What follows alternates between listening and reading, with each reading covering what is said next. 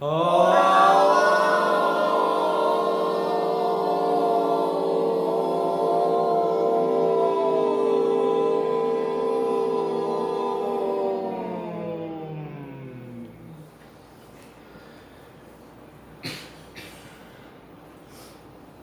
तुम्हें बोलो। हाँ ठीक है। बोलना चाहता हाँ ठीक है। किस चीज पे बोलोगे? कृषि। तो सभी को हर बड़े व्यक्ति को मेरा सादर प्रणाम और अन्य बच्चों और भैया को सबके नमस्कार। अब पहले मैं संस्कृत श्लोक बोलूंगा। अष्टादश पुराणेषु व्यासस्य वचनं द्वयं परोपकारः पुण्याय पापाय प्रकीर्तनम्। अर्थात 18 पुराण में व्यास जी के दो ही वचन सत्य हैं। पहला परोपकार ही पुण्य है और दूसरा दूसरों को दुख देना पाप है। अब मैं भारत की पारंपरिक कृषि कार्य के विषय पर बोल रहा हूँ। भारत में पारंपरिक कृषि पहले तो जो जोत होता है उससे जोत से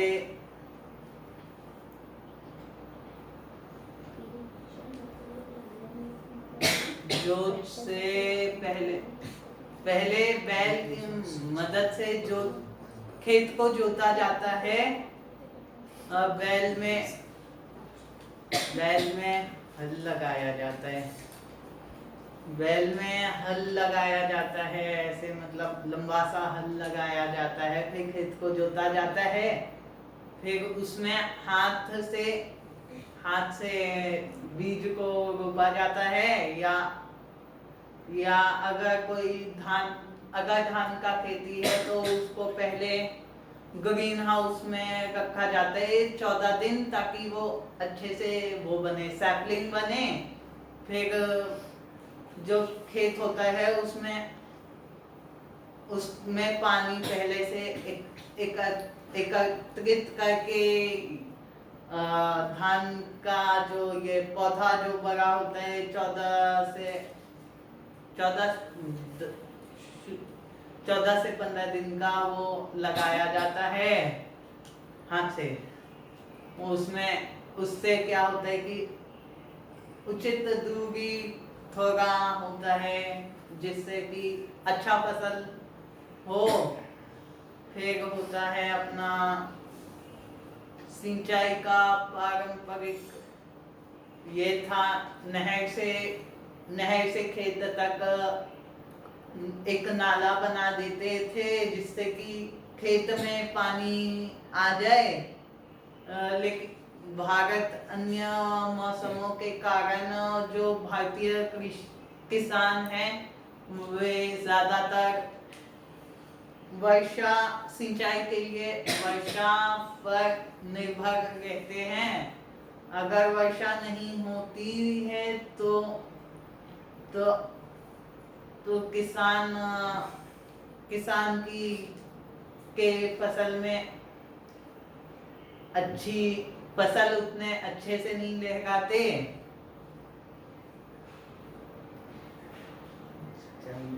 हाँ, उसके बाद जो है कि खेती में ये जो खाद यूज होता है, खाद जो होता है जो हम लोग वैसे तो सब लोग ऐसे पहले तो लोग गोबर वगैरह यूज करते थे। गोबर या फिर भूसा या जो ये था किसी भी चीज का बचा हुआ, मतलब बायोडिग्रेडेबल प्रोडक्ट था। वो यूज करते थे, उसका खाद बनाते थे, फिर वो डालते थे, तो वो भी किसी हद तक फसल को लंबा लंबा कर देता था। लेकिन उसमें वो नहीं था। बहुत अत्यंत महत्वपूर्ण रसायन पौधे के विकास या वृद्धि हेतु ये नाइट्रोजन, तो हम लोग फैक्ट्री से केमिकल फर्टिलाइजर ला के डालते हैं। लेकिन केमिकल फर्टिलाइजर से ये होता है कि जो सॉइल का उपज शक्ति होता है या फर्टिलिटी जिसको कहते हैं वो थोड़ा कम होता है। और टॉप सॉइल जो सबसे पहला परत होता है उसका खेत का, वो फिर दूसरा फसल लेने के लिए वो नहीं होता, सज्ज नहीं होता। उसके बाद हम बात करते हैं अभी जो सिंचाई चलता है वो चलता है ट्यूबवेल या कुआं से पानी। ट्यूबवेल जो होता है या इलेक्ट्रिक पंप जो होता है उससे सिंचाई चलता है। तो और जहाँ मतलब नहीं के बराबर पानी है वहाँ सिंचाई होता है स्प्रिंकलर से। फिर उधर राजस्थान में जहाँ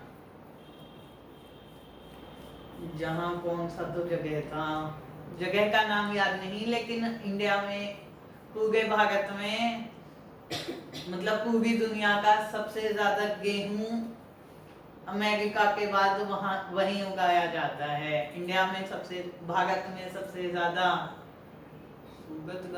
कौन सा जगह था, ठीक है जगह का नाम याद नहीं है। और वहाँ कांग्रेस का जब सरकार था तो एक नहर बनवाया था जिसका नाम रखा गया था इंदिरा गांधी नहर। उससे वहाँ के खेत खलिहान में पानी जाता था। नहीं तो एक स्प्रिंकलर होता है, मतलब जहाँ स्प्रिंकलर होता है कि बहुत कम पानी में जो कम पानी लेने वाला फसल है उनको काफी अच्छा कर देता है। फिर भारत में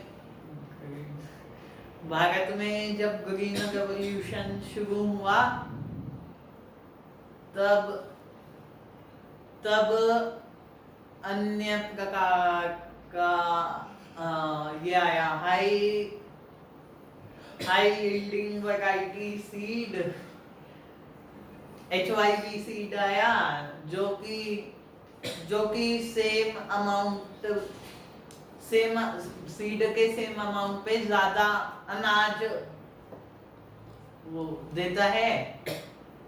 तो और फिर केमिकल फर्टिलाइजर का यूज बढ़ा और फसल को की गई सबसे बचाने के लिए अलग अलग केमिकल बना, जैसे इंसेक्टिसाइड। इन सब चीज का उपयोग अत्यधिक मात्रा में होने लगा। उसके बाद भारत में जो है अलग अलग कृषि प्रक्रियाएं हैं, जैसे कि जो ट्राइबल एरिया है झारखंड वगैरह का, वहां पे झूम कल्टीवेशन चलता है, जिसमें है तो वो पंजाब की ही तरह की जो फसल है उससे अनाज लेने के बाद जो बाकी फसल बचता है उसको जला के मतलब साल भर के लिए, ताकि जो मिट्टी से जो वो गया है न्यूट्रिएंट जो गया है, मिट्टी से जो फसल में न्यूट्रिएंट गया है वो मिट्टी में वापस आ जाए। धन्यवाद।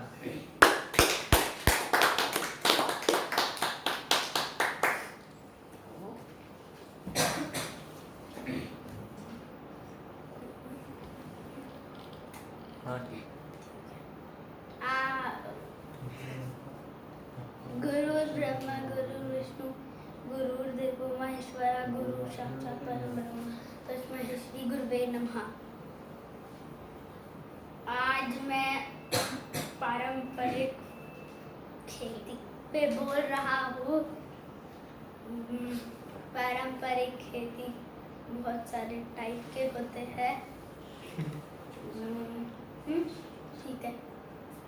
पारंपरिक खेती बहुत टाइप के होते हैं, जैसे फिश फार्मिंग और जो धान बनाते हैं।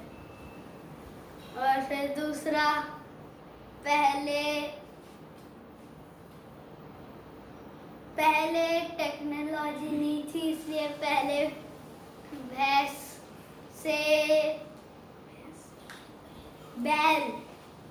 बैल से खेती करवाते थे।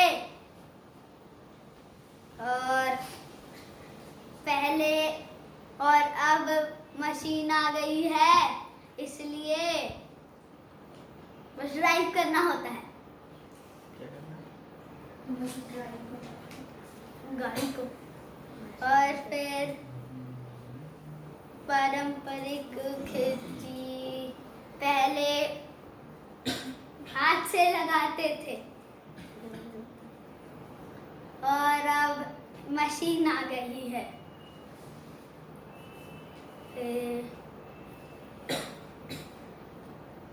धन्यवाद। जय श्री राम। जय हिंद।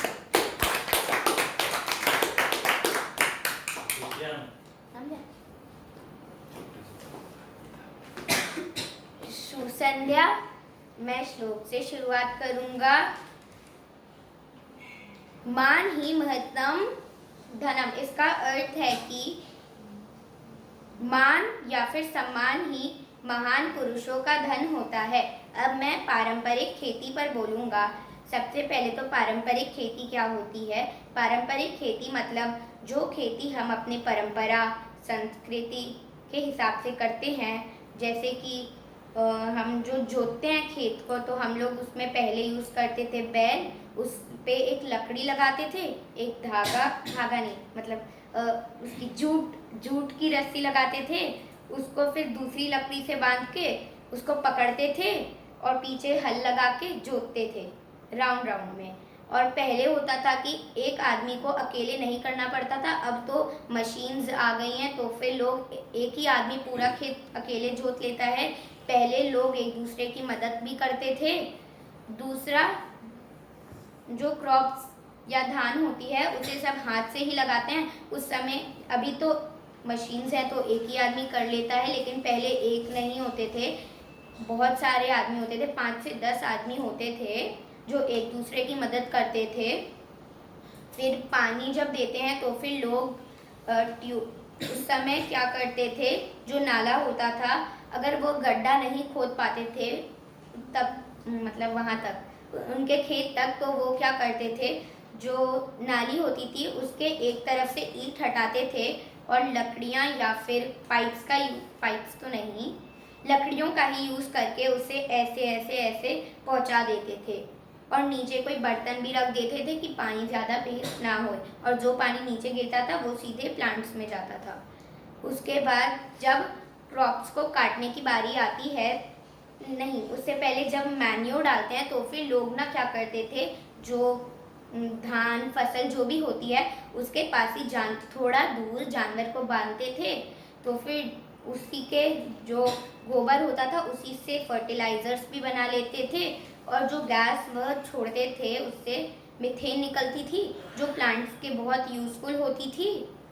उसके बाद वह फर्टिलाइजर्स को हाथ से ही डालते थे। उसके बाद इंसेक्टिसाइड्स और पेस्टिसाइड्स तब बनाने की ज़रूरत नहीं पड़ती थी। लोग जो मतलब वेस्ट मटेरियल निकलता था ज़मीन से, उसी से उसका यूज़ करते थे और उसी से जो स्मेल आती थी उसी से इंसेक्ट्स या फिर जो भी कीड़े मकोड़े आते हैं उन्हें भगाने की कोशिश करते थे। और जैसे मतलब उस समय बच्चे कुछ तोड़ने की कोशिश करते थे तो फिर लोग वहीं पे एक चौकी लगा के ऊपर एक चादर लगा के वहीं पे बैठे रहते थे। जैसे अभी तो उतना कोई ध्यान नहीं देता, अब तो गेट दीवार और ऊपर फेंसिंग करवा लेते हैं ताकि टूटे ना क्रॉप्स या कोई चुराए ना। उसके बाद अब मैं थोड़े से एडवांटेजेस बताऊंगा। सबसे पहला तो लोगों का ज़्यादा खर्चा नहीं होता था क्योंकि जो वेस्ट मटेरियल्स ज़मीन से निकलता था और जो एनिमल्स उनके पास होते थे उन्हीं से उनका फर्टिलाइजर्स, इंसेक्टिसाइड्स और पेस्टिसाइड्स बन जाते थे। दूसरा, लोग परिश्रम का फल खाते थे, ऐसे नहीं खाते थे, मतलब परिश्रम करके ही अपना पेड़ या पौधा उगाते थे। तीसरा, जब भी घर में नई फसल आती थी लोग उसकी पहले तो पूजा करते थे, अब तो उस फसल को बस मतलब ऐसे ही खा जाते हैं लोग, पूजा नहीं करते थे। तो उसमें भी जो भी बच्चे या बड़े होते हैं उनमें एक उत्साह रहता था उस काम को करने का। चौथा, कि जब मतलब अभी तो जैसे स्टील के कंटेनर्स होते हैं उसमें स्टोर होते हैं, लेकिन पहले मिट्टी के ही बनाए जाते थे स्टोरेज, उसमें ही रख देते थे लोग, जिससे भी बहुत सारे फायदे होते थे। लोग चूहे या फिर मकड़ियों को भगाने के लिए उसमें एक छोटी सी गोली जैसा कुछ डालते थे। फिर पांचवा है कि मतलब लोग घर पे जब भी कोई फसल आती थी उसे खुद ही धोते थे, उसके बाद खुद ही चक्की में आटा पीसते थे, खुद ही गेहूं को पीसते थे और उसी से अपना काम करते थे। धन्यवाद। जय हिंद।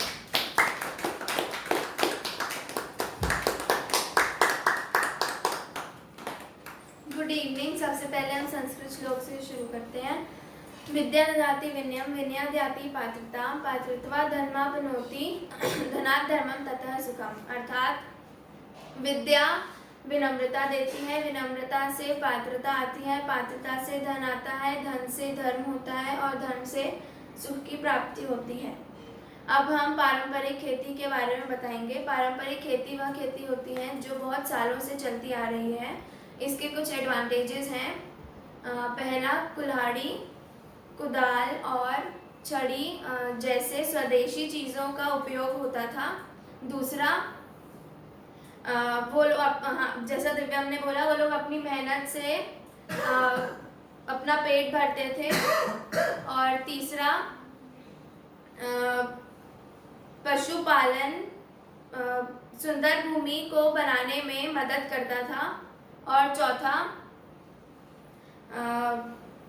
मैन्योर जो था वो लोग खुद से बना लेते थे। और सीड ड्रिल हम लोग इस्तेमाल करते हैं सीड को सो करने के लिए। उसका एडवांटेज है कि पहला, वो जो सीड ड्रिल जो होता है वो सीड्स को बहुत ही इक्वल डिस्टेंस और इक्वल डेप्थ में सो करता है। दूसरा,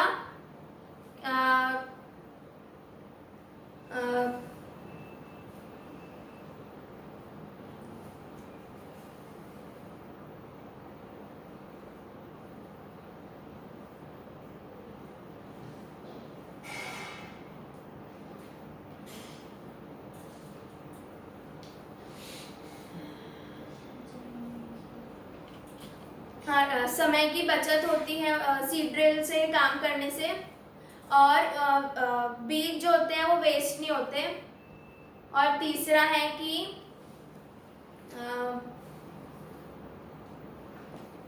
सीड ड्रिल से सीड जर्मिनेशन की इम्प्रूवमेंट होती है। धन्यवाद।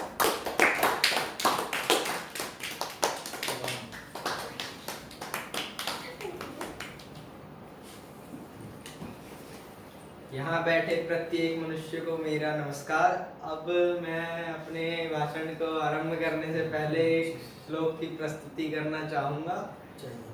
नैनम छिन्दन्ति शस्त्राणि नैनम दहति पावक न चैनम क्लेदयन्ति अपो न शोषयति मारुतः। इस श्लोक का अर्थ है कि आत्मा को कोई शस्त्र काट नहीं सकता, आग जला नहीं सकती, वायु सुखा नहीं सकता और जल गला नहीं सकता। अब मैं शुरुआत करूंगा। पहले तो मैं आपको बता दूं कि पारंपरिक खेती क्या होती है? तो पारंपरिक खेती वो होती है जो जैसे हमारे महान भारत में चलती आई हो। यह खेती इस देश में ज़्यादातर बिहार में होती है और बहुत खेती के बहुत प्रकार होते हैं। आज मैं दो को स्पष्ट करूँगा।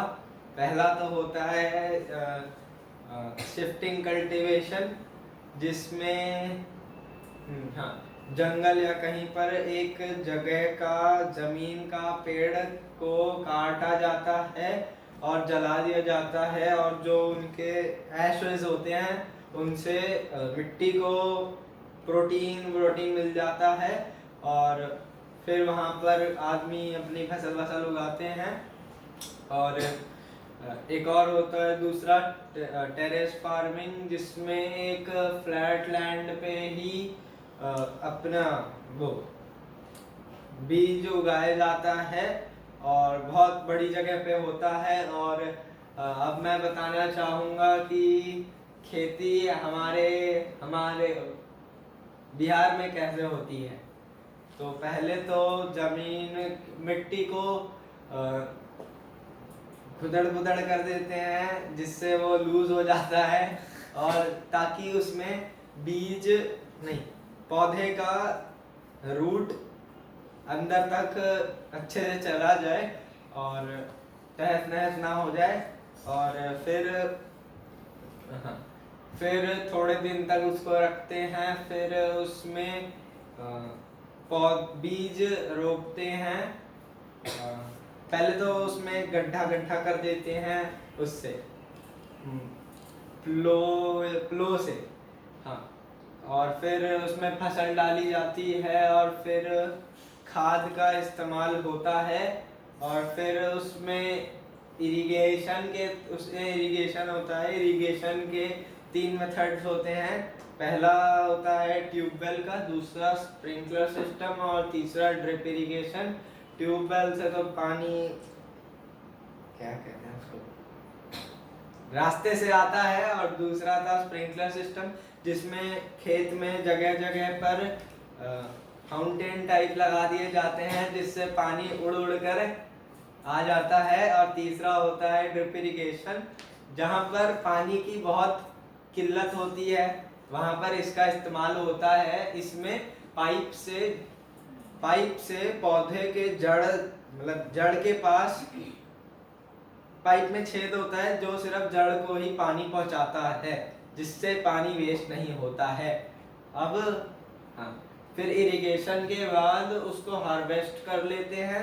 हार्वेस्टिंग ट्रैक्टर या कंबाइन से हो जाती है और फिर खाद निकलती है, फिर खाकर मस्त सो जाते हैं।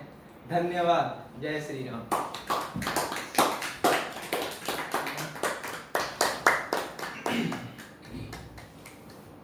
सभी को शुभ संध्या। सबसे पहले तो मैं एक श्लोक प्रस्तुत करने जा रहा हूँ। उद्यमेनि सिद्ध्यन्ति कार्याणि न मनोरथ न हि सुप्तस्य सिंहस्य प्रवेशन्ति मुखे मृगा। इसका अर्थ है कि बिना परिश्रम करे फल नहीं परिश्रम करे बिना सिर्फ इच्छा करने से फल नहीं मिलता। उसी प्रकार जैसे एक सोते हुए शेर के मुख में अपने आप हिरन नहीं आती, उसको उसके लिए परिश्रम करना पड़ता है। अब मैं बोलूँगा ट्रेडिशनल फार्मिंग के ऊपर। तो ट्रेडिशनल फार्मिंग जो एक टाइप की फार्मिंग होती है जो बहुत एंशिएंट टाइम से कहा जा सकता है चलती हुई आ रही हो, जिसमें हमारे इंडिजिनस यानी कि हमारे देश में बने हुए टूल्स और इन सभी का यूज़ करा जाता है पूरी प्रोसेस के लिए। उसके बाद ट्रेडिशनल फार्मिंग को हम लोग एक टाइप से ऑर्गेनिक फार्मिंग भी कह सकते हैं, क्योंकि ट्रेडिशनल फार्मिंग बहुत ज़्यादा जो ऑर्गेनिक सब्सटेंस है उसका यूज़ करती है और केमिकल्स पे ज़्यादा रिलाई नहीं करती। उसके बाद जो ट्रेडिशनल फार्मिंग होती है, अभी इन दिनों ट्रेडिशनल फार्मिंग धीरे धीरे कम हो रही है, क्योंकि लोग जैसे टेक्नोलॉजी में एडवांसमेंट हो रही है तो लोग टेक्नोलॉजी को फार्मिंग में ही ला रहे हैं, जिससे ट्रेडिशनल फार्मिंग धीरे धीरे कम हो रहा है। और इस मॉडर्न फार्मिंग की वजह से इसके बहुत सारे लाभ और हानि भी है। जैसे एनवायरनमेंट जो हमारा है उसमें इसको काफ़ी ज़्यादा हार्म हो रहा है, क्योंकि जो मशीन्स हम लोग यूज़ कर रहे हैं उससे पोल्यूशन बहुत ज़्यादा हो रहा है। उसके बाद मॉडर्न फार्मिंग जो है उसमें केमिकल्स का बहुत ज़्यादा यूज़ हो रहा है। अब मैं बताऊंगा कि जो ट्रेडिशनल फार्मिंग है ये किस किस वे में हम लोग के लिए बेनिफिशियल हो सकती है।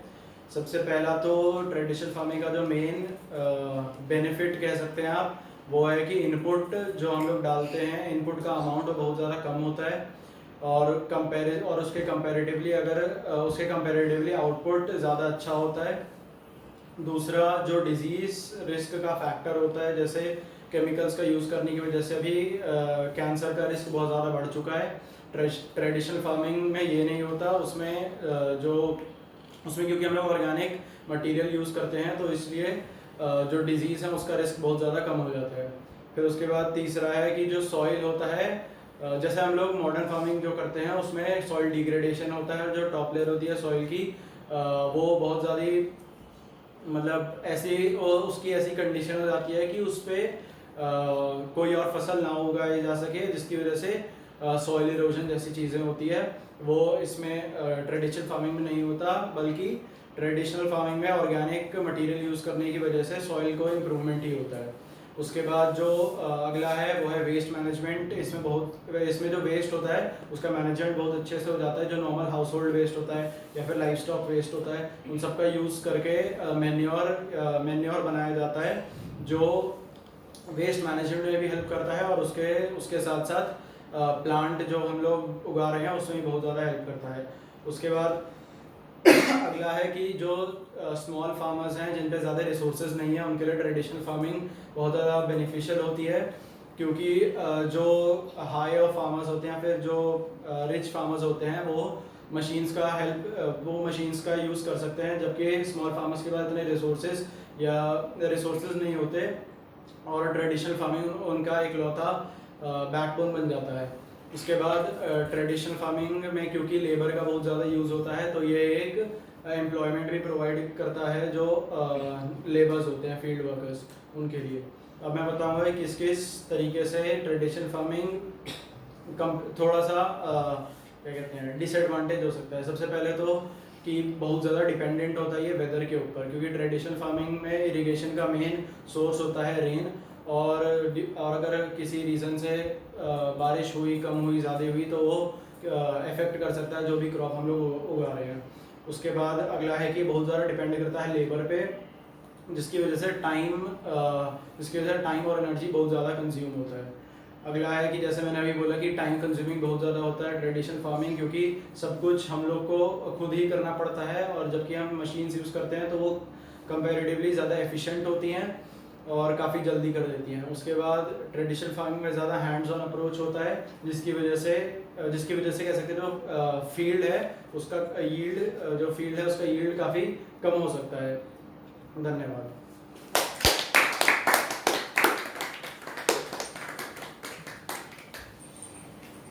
Good evening. पहले श्लोक से शुरू करेंगे।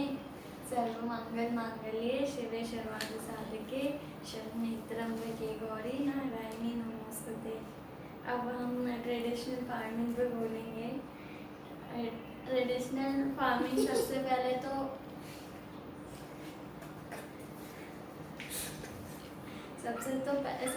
तो इसमें एनिमल्स का यूज़ होता है लेवलिंग करने के लिए। बैल या गाय के पीछे हल लगा के उनको खेत में चलाते हैं, जिससे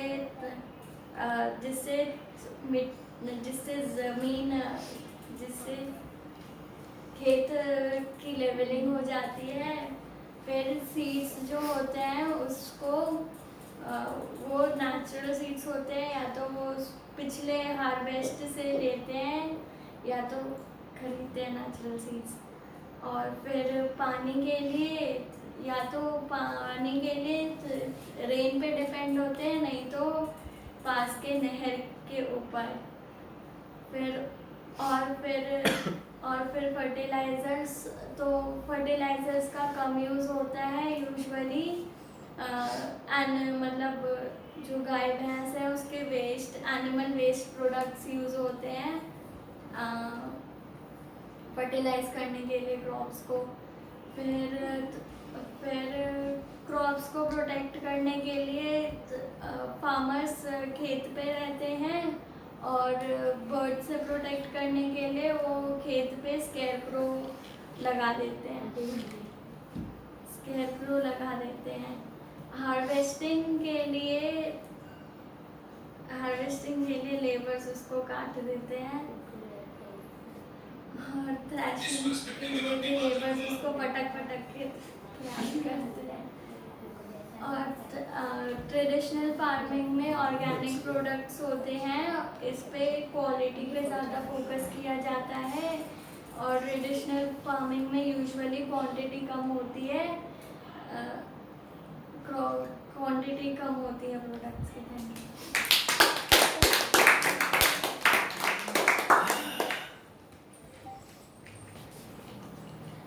गुड इवनिंग। सबसे पहले मैं श्लोक बोलूँगी। या देवी सर्वभूतेषु लक्ष्मी रूपेण संस्थिता नमस्तस्यै नमस्तस्यै नमस्तस्यै नमो नमः। अर्थात जिस व्यक्ति में देवी लक्ष्मी वास करते हैं उनको मेरा बार बार प्रणाम है। अब मैं आप सभी को ट्रेडिशनल फार्मिंग के बारे में बताऊंगी। ट्रेडिशनल फार्मिंग जो होता है उसमें सबसे ज़्यादा फिजिकल वर्क की ज़रूरत होती है, क्योंकि पहले के ज़माने में मशीन्स नहीं होती थी, तो लोग खुद खेत जाकर बैल से या हल से खुद ही अपनी खेती करते थे। फिर दूसरा है कि इसमें जो है केमिकल फर्टिलाइजर्स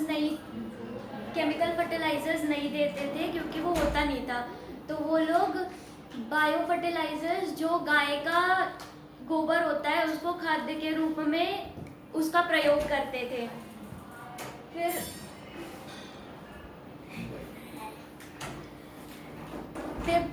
अगर खेती में सिंचाई करनी होती थी तो वो लोग या तो नहर के पास एक वो गोल गोल चक्री जैसा बना देते थे जो पानी उठा कर खेत की तरफ फेंकता था, नहीं तो पूरे खेत में एक पाइप लगा देते थे और उसमें छेद कर देते थे जिससे पानी का गुब्बारा जैसा जाता था।